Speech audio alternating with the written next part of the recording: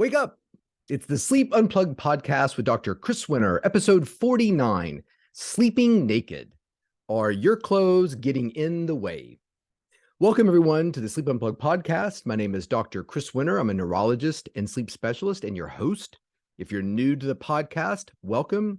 If you're a veteran of our podcast family, welcome back. This should be a really fun topic. It's a topic the media loves to talk about.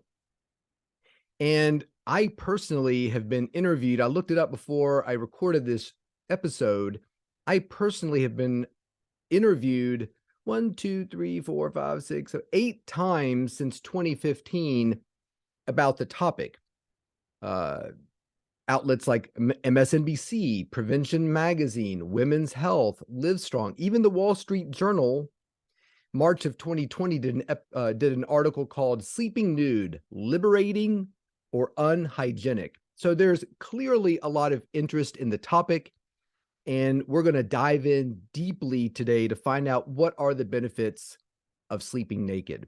Now, if you're listening to the podcast, I'm not going to tell you whether or not I am actually naked as I record the podcast. That's a whole other episode. Is there advantages to recording a podcast while being naked? If you're watching our YouTube channel, you can actually see I'm in a robe, but it's for me to know. It's the secret of the podcast that I might reveal when we end the podcast many, many years from now, whether or not I was actually naked underneath the robe during the recording or not. So let's get into it. Before we generally start our show, we usually start off with comments, criticisms, corrections, compliments. We've got a comment from Judy in Basel, Switzerland, who writes, I've skimmed over your topics in the podcast, but didn't see anything regarding tips for improving deep sleep. Even with following all the best sleep practices, I find I rarely get a full hour of deep sleep. Most of the time, it's under 20 minutes. So I assume she's using some sort of fitness tracker to look at that, I'm guessing.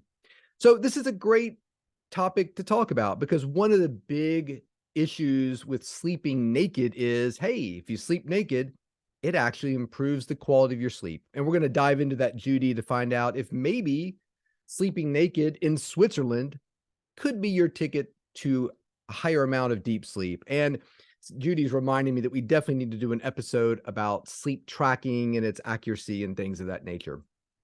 That's, I think, just a fantastic topic because a lot of questions that you all send in relate to what you're seeing on your sleep trackers. So I think that will be a really good thing to sort of focus on. So before we dive in, let's take a look at the title. Are your clothes getting in the way? This is from a line in the Adam Ant song Strip. I almost titled the episode Sleeping Naked. If I strip for you, will you strip for me? But I thought that Are Your Clothes Getting in the Way was even better. Could have even gone Leonard Cohen, so many people you had to meet without your clothes. But I focused on Adam Ant because we've not talked about Adam Ant before. This was off of his 1983 album. It's his fifth album. And I'm counting his Adam Ant solo and Adam and the Ants all kind of put together.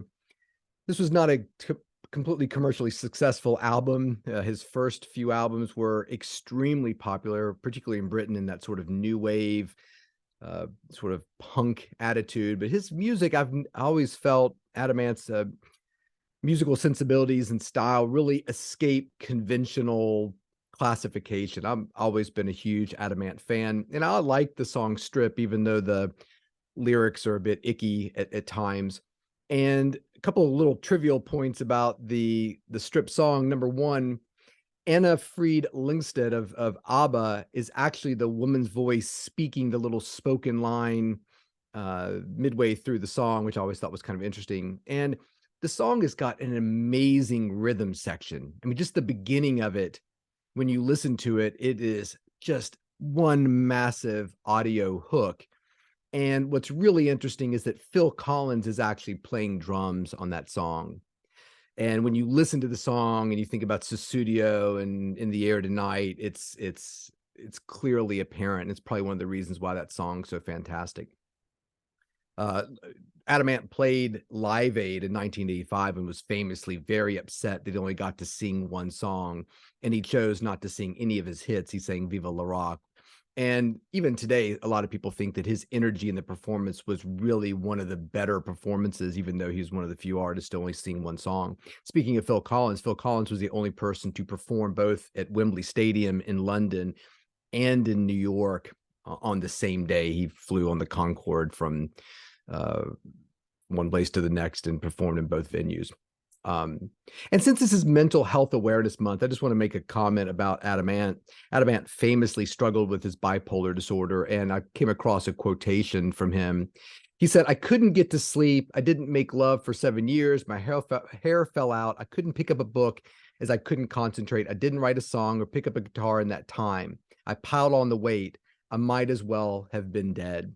So he really, really struggled with mental health, as a lot of people do. And I think that sleep is often not only a sign of mental health collapse and problem, but can also be a way out. So we wish Adam the best. He still tours, and his music is really worth checking out if you haven't dove into the collection. So let's talk about it. Sleeping naked. I've talked about it before. In fact, we did a bonus episode. So is this episode 49 or is it 50? Because I did a bonus episode about sleeping around where I slept with a fire department, slept on the side of a mountain, went on tour with a musician. One of the episodes I always wanted to film that nobody wanted to see, I'm sure, was what it would be like to go sleeping, go and spend time in a community of nudists or naturalists. Does that really affect your sleep in positive ways? How does it affect your attitude? I've always been kind of fascinated by that topic. 1 in 3 people in the United States sleeps nude, according to the National Sleep Foundation. So is there any real scientific benefit to it? And that's what I want to really get into in this episode. Or is it just a choice, and it's a fun choice and it's a comfortable choice, but there's really nothing scientifically advantageous about it? So we're going to go through some of the topics that are often thrown around, and we'll dissect some of the evidence that's available for that. And just because there isn't evidence that supports it doesn't mean it isn't beneficial, but we're trying to be academically rigorous here. So when we declare something to be beneficial, we want to have at least some degree of evidence behind it. I'm struck by a 2014 article in the Daily Mail that said, "Why sleeping naked could cut your risk of diabetes, not to mention ward off infections, trim your waistline, and feel less exhausted." So Daily Mail is not a scientific journal. It is a publication in Great Britain. So what prompted this? And so what prompted this was a 2014 study that was published in Diabetes. Actually, Celi, C-E-L-I, is the author. He was actually at VCU at the time. Did a study entitled "Temperature Acclimated Brown Adipose Tissue Modulates Insulin Sensitivity in Humans." Let's break that down. What they're basically saying is, could temperature, the temperature you're exposed in at night in this study, affect your distribution of brown adipose tissue? So adipose tissue is fat. And so brown fat has been thought to be metabolically protective, lead to better, caloric, higher caloric expenditure, lower weight, just healthier in general. And so the thought was, if you expose individuals to different climates at night, could you affect not only the proportion of brown adipose tissue that an individual accumulates in their body, but does it have a metabolic effect? So in the article in the Daily Mail, it was saying, hey, it could, it's great, it could do all these things. But when you really look at it, first and foremost, there was only 5 subjects in this study. There were 5 men that were studied over 4 months, and they were studied at different nocturnal temperatures, 75 degrees, then 66 degrees, which if you're familiar with this show is probably more advantageous, or what we think is being more advantageous, back to 75, and then 80. So during the 4 weeks they spent at a temperature of 66, they doubled their brown fat composition. Now, again, doubling 50 or 100% more, 50, I don't like terms like that. What does that necessarily mean? How much did they start off with? How much did they end with? So, but in this study, basically they doubled their brown fat. And I think that's really interesting. And as the author states over and over again throughout the study, that doesn't quite make it into the Daily Mail article, He's like, look, this is a great jumping off point. This is really interesting, but I want to point out a few things. In the summary of the study, well, I'm going to take a step back. First and foremost, there was nothing about sleeping naked in this study. You know, they had sort of standardization in terms of what they were wearing, but you did not have to sleep naked to be in the study. In fact, that would be a difficult study to perform, probably.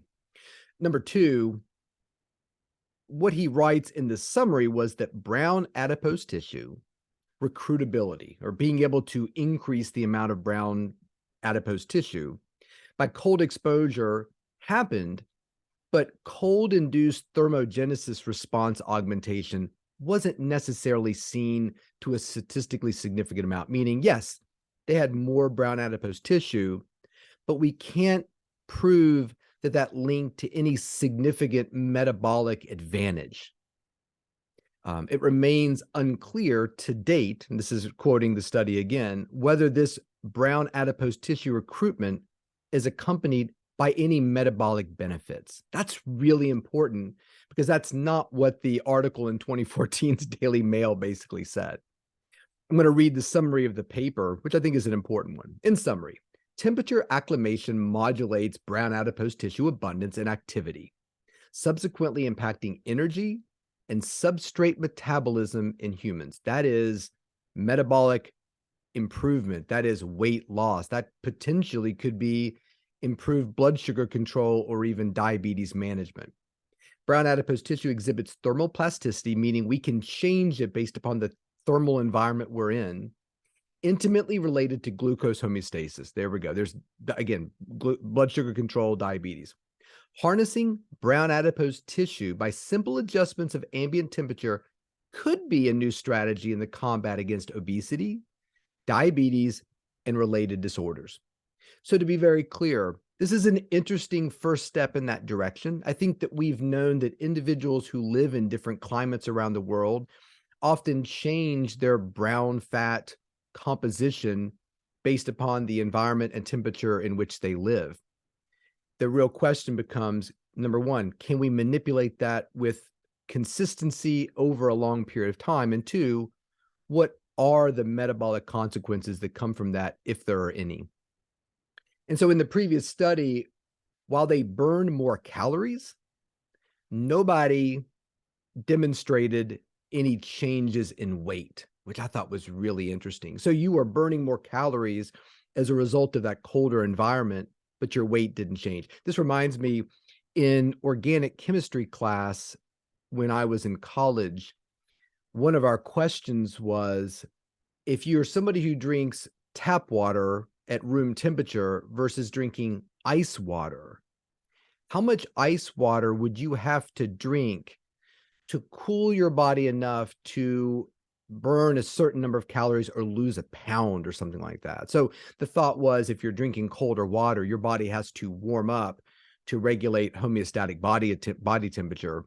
So if you're constantly drinking cold water and you're constantly revving that up, could you in fact lose weight? And how much cold water would you have to lose a pound? I remember it being unbelievable amount, and it was all kind of theoretical at the time.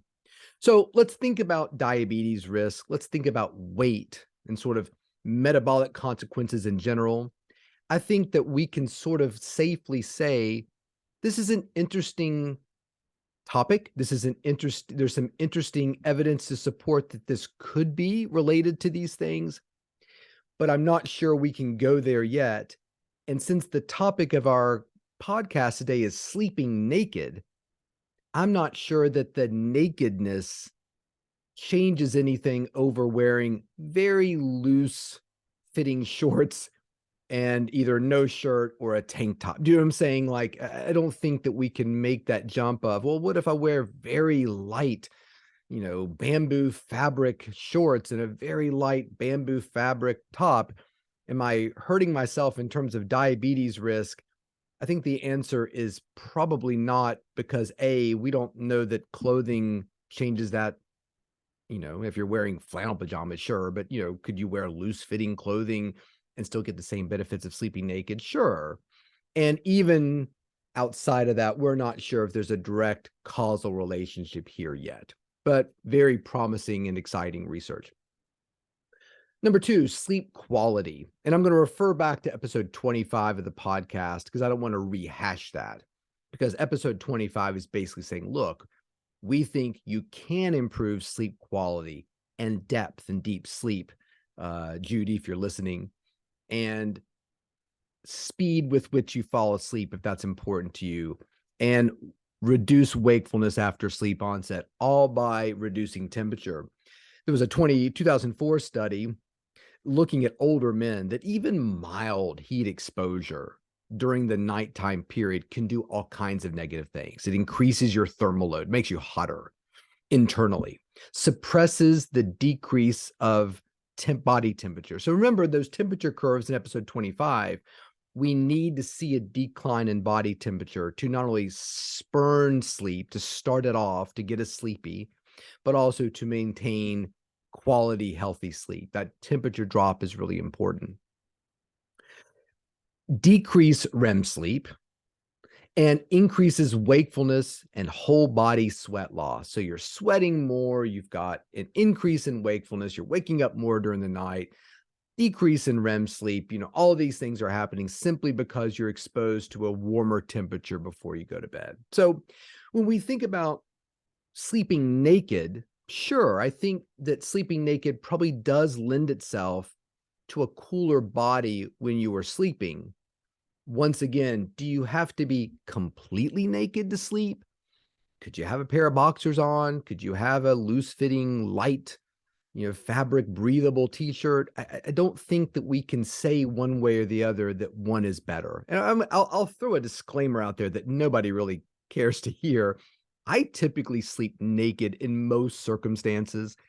I just feel more comfortable. I do sleep hot. I've got a device that's cooling my bed. We've talked about that in the temperature. So I just sleep a lot better when my body is really cool.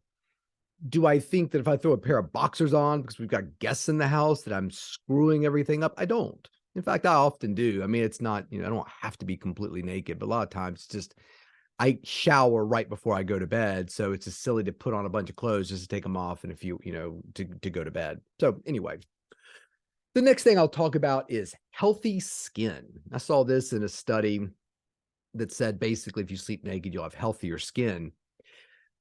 I think that's really interesting from a couple perspectives. I looked up one article that quoted another research article about this, and the article was from the Journal of Applied Science. Which, if you're a fan of the show, if you listen to the introductory episode about my research with sleep in pigs, my article where I drew the pig is actually in the Journal of Applied Science. So I have a special place in my heart for that journal. As this is a 2018 study by Tracy Smith that said the impact of sleep restriction on local immune response and skin barrier restoration with and without multi-nutrient nutrient intervention. So just listening to that title, and I read the study, there is nothing about sleeping naked and the skin's ability to repair itself, look younger, etc. What it basically said was sleep restriction, not getting enough sleep, impairs the skin's ability to heal and regenerate. So that's a big leap. In fact, I would say that's a leap that should not have been made based upon citing that research. So yes, if you want to say, Chris, if I get better sleep, will I look younger? Will my skin heal better? Will I look more youthful? I think so. Yes. I think there's some evidence out there that would say that.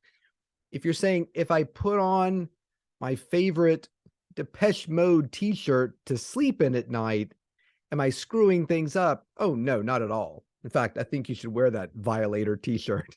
Wear it proudly. That was a great tour. Anyway, so again, we're often in these articles, even the ones that I participated in, because I always read the article that I'm quoted, and I'm like, oh, I didn't necessarily say that, or you took that what I said and took it a few steps beyond what I really meant. I don't think that there's really a lot of articles out there that can say with any authority that the nakedness amplifies this research that we're talking about. But again, sleeping well definitely makes you look and feel younger, I think, whether you're wearing clothes or not. Reducing stress. This was an interesting one as well, too. So this was, I saw an article was talking about reducing stress, and they cited an article from 2019 in the Journal of Endocrinology that talked about the role of oxytocin in stress reduction, which I think we can say with certainty that would, oxytocin, which is a chemical related to intimacy and human contact and sexual relationships, I think it does absolutely reduce anxiety. I don't think there's a lot of argument about that. And so they were talking about the skin on skin contact that you have with a partner in bed could facilitate oxytocin and make you less stressed. There's a lot of things here that we need to mention. Number one, this is assuming you're sleeping with someone. Number two, it implies that if you've got a pair of shorts on and a tank top, that you're not getting as much skin to skin contact. So this would be a great study. Let's measure oxytocin in couples that are naked in bed and spooning versus couples that are wearing flannel feet pajamas, long sleeve, where the only skin exposed is from your neck up and your hands, and let them do the same sort of spooning and measure their oxytocin. Does it truly have to be skin to skin, or is it human connection? And I've seen things about mothers and infants, breastfeeding, where the skin to skin contact is extremely helpful. You think about the Harlow monkeys and the little baby monkeys with the soft monkeys and the wire monkeys, and the wire monkeys were not as good as this. So I'm sure there's some, but is it something about skin to skin that is mandatory for the oxytocin release? Or is it the coupling? Is it the fellowship? Is it being with your mate? I don't know the answer to that. So I think that we have to be very careful with that. I suspect we get a lot of oxytocin creation when we're just adjacent and coupled up with somebody, whether or not, a certain percentage of our skin is touching a certain percentage of their skin. So the last two are really interesting that I wanted to kind of touch upon here. One was talking about vaginal health. And, these articles that I read about this often talk about, the vagina being aired out at night.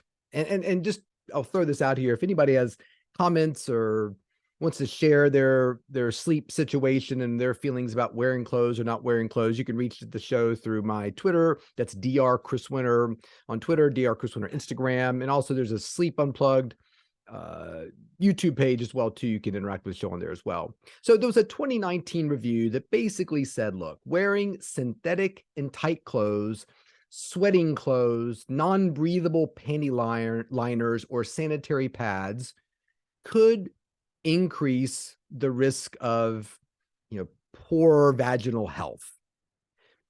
Sure, I'm certainly not going to argue with that. I'm by no means an expert there, but I think there are ways to sleep at night for women that don't involve tight-fitting, non-breathable, sweaty panty liners or sanitary pads. I think there's ways around that. In fact, I feel like I've seen lots of things just in the last 5 years of different methods for individuals to deal with sanitation and menstrual cycles, but still sleep comfortably and be hygienic.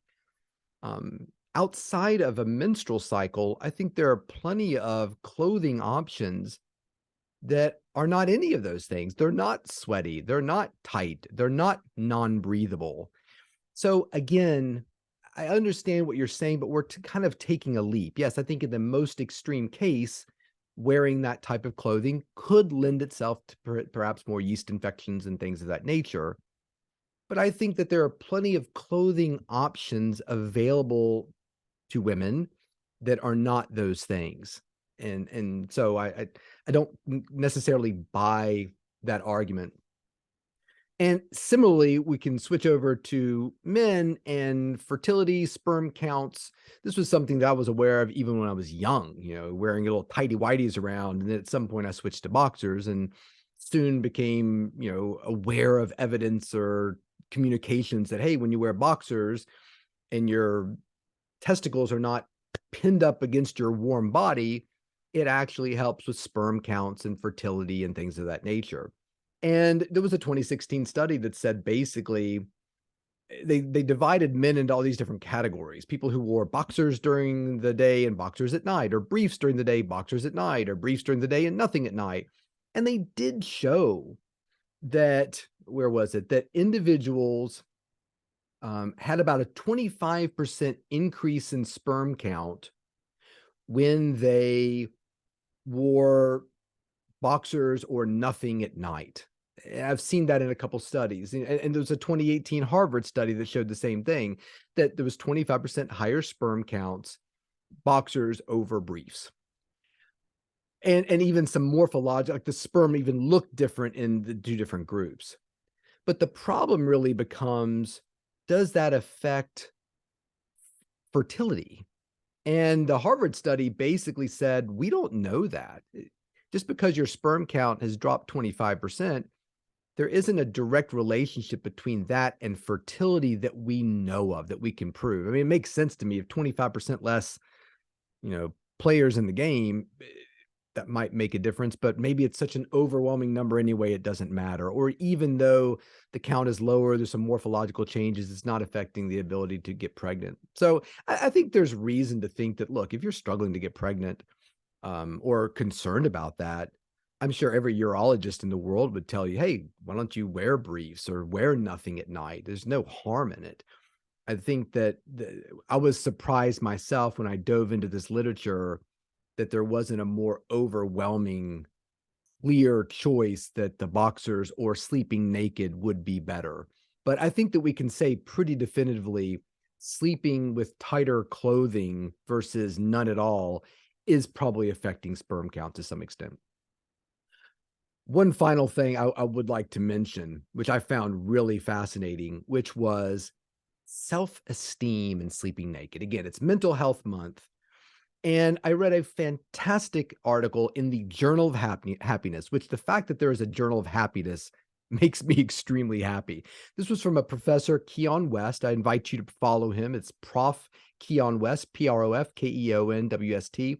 Journal of Happiness 2018 wrote investigations and applications of the effects of naturalist activities on body image, self-esteem, and life satisfaction. And it was a fantastic paper that really challenged certain beliefs that I would have, meaning that I would think that for some people who weren't really excited about their body, that maybe sleeping naked would be problematic and lower self-esteem. But he's saying no, that attitudes about nakedness are changing. And being naked, when you sleep at night, can actually boost self-esteem and make you more comfortable with your body. And I really like that. I think that's a great thing to sort of end on in terms of the potential pros of being naked, that we all have a body and it's got imperfections. I'm working on a little cold sore on my mouth now, and I'm short and got big ears and a head that's not quite proportionate to my body, but we all have our things, you know what I mean? And so I love the idea that spending more time naked may be actually a positive when it comes to building self-esteem and positive body image. And I think that's a wonderful thing to sort of think about.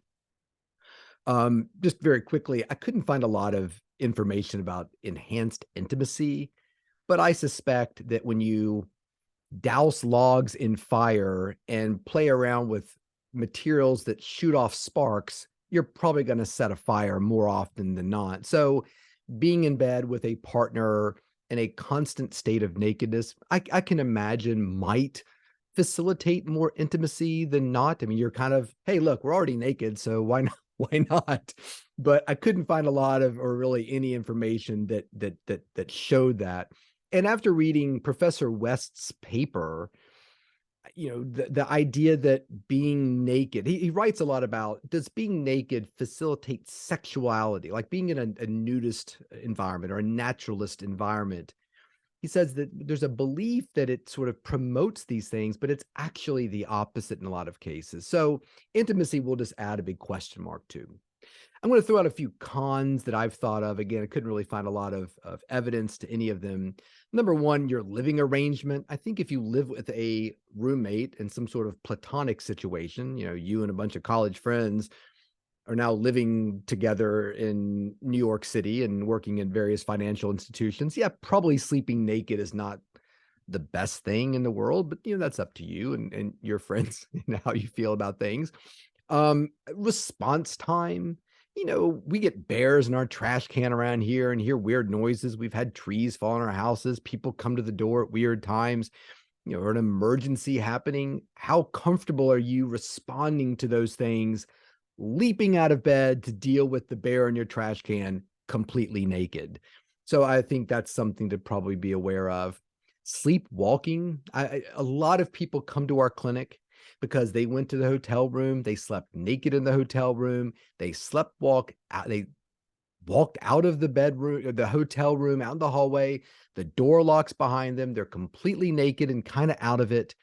I've heard that story over and over, and there's always some kind stranger that pulls a blanket off his bed, puts it around the poor, woman walking around completely naked, and kind of helps her wake up, get the front desk involved, figure out where you're supposed to be, and get them back. And let me tell you something, that's a distressing situation to be in, and often sends a lot of people directly to a sleep clinic like ours. The final one I'll say is hygiene. And I'm not going to get too much into it because we're all adults here and we know what we're talking about here.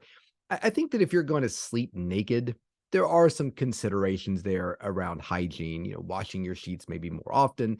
I think really sleeping naked necessitates a thorough bath or shower prior to going to bed. I can't imagine the idea of a full day and hitting the gym and doing all these things and getting home, stripping naked and getting into your bed with the residue of the day on you. So I think that there's some pretty decent arguments to be made from a hygiene perspective about sleeping naked, and I'll leave it at that. So I'm curious what you think. We'll put some fun content on social media this week about sleeping naked. How many of you all do it? I've already admitted to the fact that I do. So there's one vote in the naked column, but I was also the one vote for the I don't believe in iced coffee and got overwhelmingly shut down about that. So share your thoughts about sleeping naked, just your thoughts. We don't need pictures. This week, Dr. Chris Winter Twitter, Dr. Chris Winter Instagram. We'll post some the images of this on YouTube, on our Sleep Unplugged YouTube page. Really look forward to hearing what you all think about sleeping naked and your response to this podcast. That's it. I hope you all have a wonderful week. I hope you enjoy this podcast. And until we speak again, sleep well, maybe naked.